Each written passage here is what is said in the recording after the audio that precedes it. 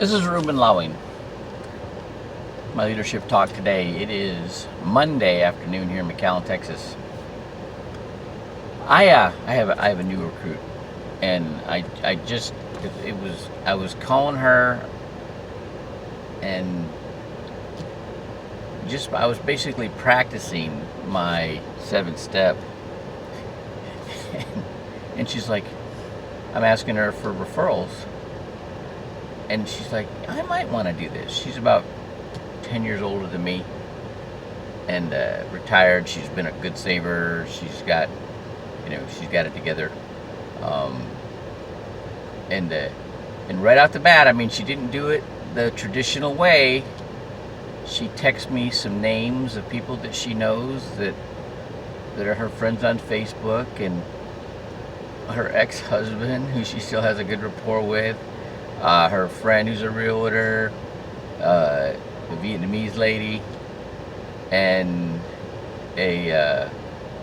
another ex-Navy SEAL guy, and so I was able to do, and who's about 10 years older than me too, and I was able to do a 7-step with the ex-Navy SEAL guy. We had a really good rapport, and he's actually considering the business, and he's got 2 kids that are like 20 and 21 that he's thinking about introducing to the business, right? And then the Vietnamese real estate lady called me, and just like all of the realtors, they're too busy, right? That they think that they got it all together and that this is it, but she's got a whole bunch of properties that aren't closing, that are going to be going back on the market, and that's a telltale sign, especially with what's going on right now. I lived through it in 2008, and but can't tell them anything. You can't tell them anything. Then, but there's that she has that strong relationship with the person, and then her ex-husband, which was another ex-Navy SEAL, that we had a good rapport, and he's, there was some interest there. It didn't close, right? But the thing is, I can tell by the tone and the attitude of the people that she referred to me, that she's got a lot of credibility with them.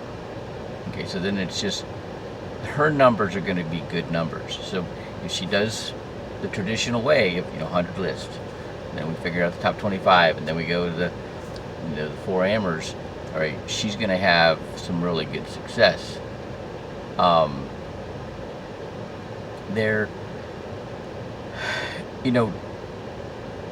I've been fascinated by leadership most of my life. Read a lot of books on it, had a lot of experiences. If there's a group of people in a gymnasium or in a parking lot, a bunch of them that they're,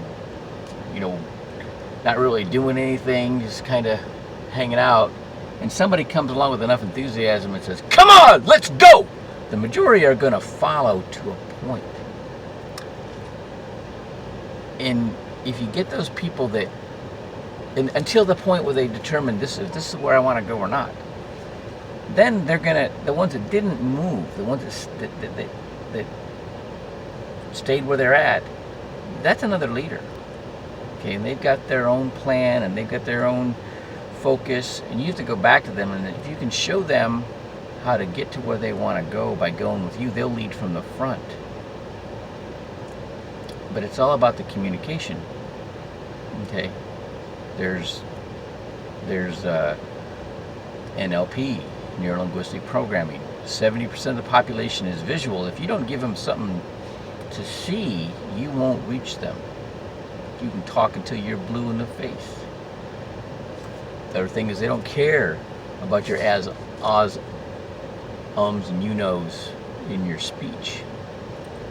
That they're watching, they're looking at you and your excitement. It gives them something to see. That helps. Then there's like 20% of the population that are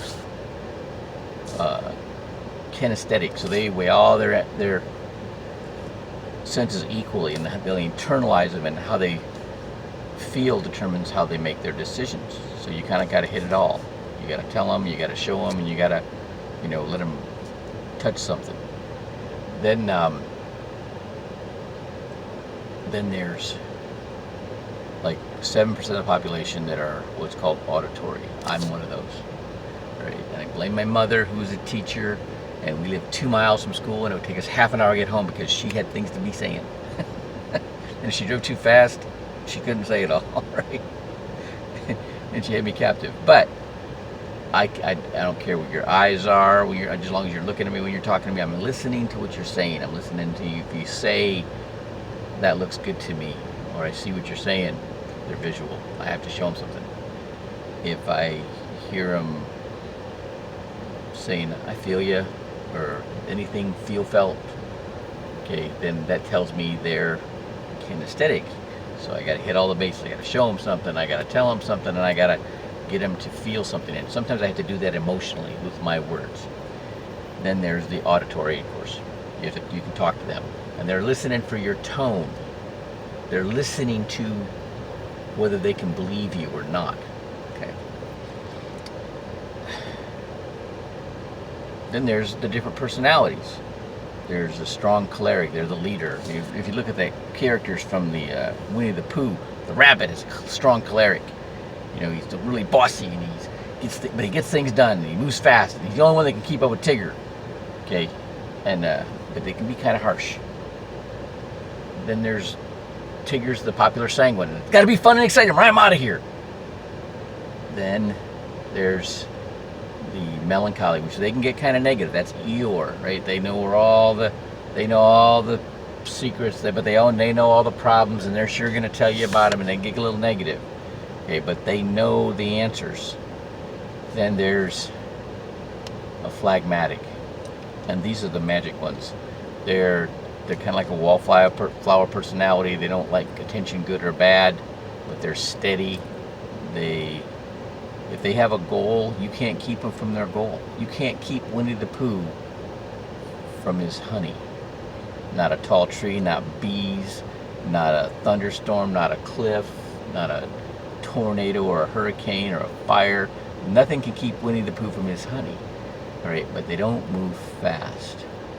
All right. Now, but you got to look at, do you get bogged down in the minutia of trying to analyze and figure people out? I mean, eventually, if you focus on it enough and you learn it enough, you can do it quickly. But you don't want to slow down to do that. In the military, they have a way of doing it, and it's like, move it, let's go, right? But they'll blow people out in the civilian world. There's certain things you can say with a smile, and they can be harsh things, but if you say them with a smile or jokingly, people will accept it. All right, and your subconscious mind hears the words no matter how you say it. It's your conscious mind that determines whether they like it or not.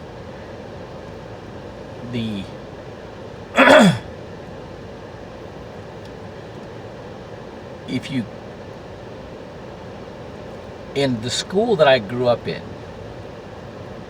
was rural Michigan. Our school was like between two townships, and it was like 3 or 4 miles away from each one of them, in the middle of a rural agricultural area.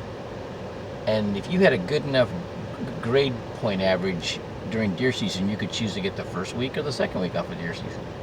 Well, as a junior or senior, I didn't have good enough grades, and so I'm in American history class, bored to tears, and there was 3 feet of brand new snow on the ground, and I see this hunter coming out of the woods, and he had 6 cats following him in a single file line, and it boggled my mind how he did that. Now, my scout master told me that cats will flush out deer, but it was decades before I understood what it was, how he got them to follow him in a single file line. And I was doing anti-piracy security in the Indian Ocean. The guy that brought me on board, he was one of my instructors in SEAL training. He was the chief of training at SEAL Team 4 when I was there. And I told him the story. He goes, following that hunter's footstep was probably the easiest way to go in 3 feet of new snow. And that's when it hit me. That's how you herd cats. you have to lead from the front, and they have to have no other option, right? And you can't, you can go back and, hey, where is it that you want to go? Hey, what if you could, when we get up there, this is what you can have, and promote that dream, stoke that dream. But they all have to hunker down and dig inside and fight for it. Okay, now fighting means something totally different, but it's about the attitude. It's, I'm going to do this whether you like it or not. I'm going to do this, whether you believe in me or not. And what happens in a boxing match, if a guy hits you with his best punch and it doesn't appear to do anything, they'll stop throwing punches. And it's the same thing with this business. You show your resolve and you keep moving forward, whether somebody that you recruit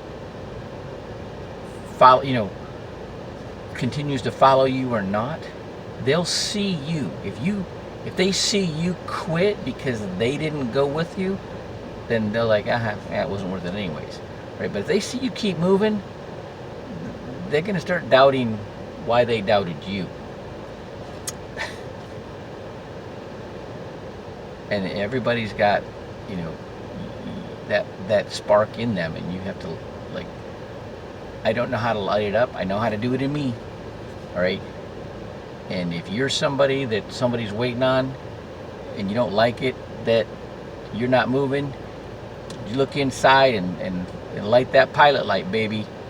All right, figure out what it is that is driving you to do this, right? When you have to go to work and do something you don't really want to do, and be talked to the way you really don't want to be talked to, right? Or you're not making enough money to have freedom, right? To be comfortable, I don't want to say comfortable, to have that satisfaction. There's a difference between being satisfied and feeling satisfaction. And we want you to have that. All right. It's Ruben Loin out.